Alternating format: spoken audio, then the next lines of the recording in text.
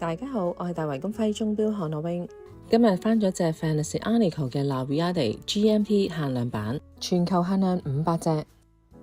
呢個系列嘅靈感係嚟自20世紀初嘅跨洋郵輪航線。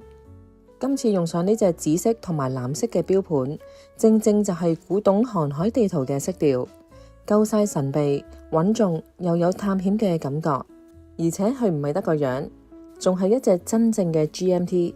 即係可以獨立調校本地時間，又唔影響出發地嘅時間，成日飛嘅朋友呢就最啱啦。今次嘅錶盤分別做咗紫色同埋藍色兩款，我手上呢隻就係紫色嘅錶盤，佢嘅 GMT 指針、時分針同埋刻度今次都落足本，係用咗瑞士 BGW9 嘅夜光，喺暗黑環境下呢，一眼都睇到兩地時間，而3點鐘位置仲有個好實用嘅日曆窗。手錶直徑係39mm， 厚度係11.9mm， 做咗不鏽鋼嘅材質。而今次最驚喜嘅係佢呢個單向旋轉錶圈係用咗 BK7 玻璃，係比一般嘅鋁圈更加硬淨，更加有光澤。手錶仲有200米嘅防水功能，配咗旋入式錶冠，日常洗手或者潛水咧都完全駕馭到。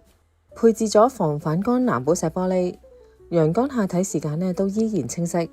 再講埋佢嘅機芯，今次係用咗日本 Miyota 9075機械機芯，呢個係一個真正嘅 GMT 機芯，有42小時儲存動力，仲可以手上鏈同埋自動上鏈。而錶帶就用咗呢條20mm 闊度嘅不鏽鋼鏈帶，做工夠晒紮實，再配埋呢個有安全鎖嘅摺疊錶扣，戴上手咧都非常之方便。反轉錶嘅底蓋仲會見到佢進刻咗世界地圖同埋世界時間。意大利品牌 Fantasy Arnico 呢款 La Viade 39mm GMT 官網定價係9490蚊，我哋仲有個超級筍價俾錶迷，折咗7000幾蚊就買到。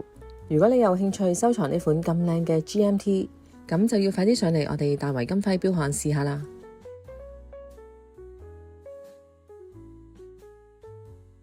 如果中意呢條影片嘅觀眾，歡迎 share、like 同埋訂閱我哋嘅頻道，咁就可以第一時間獲得我哋最新嘅手錶資訊。